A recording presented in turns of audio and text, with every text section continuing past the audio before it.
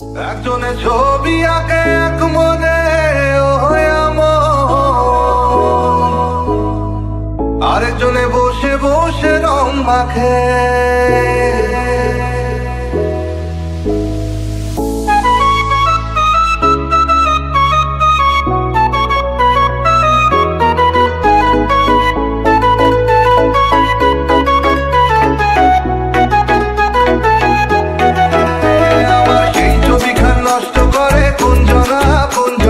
সেই ছবিখান নষ্ট করে কোন জনা।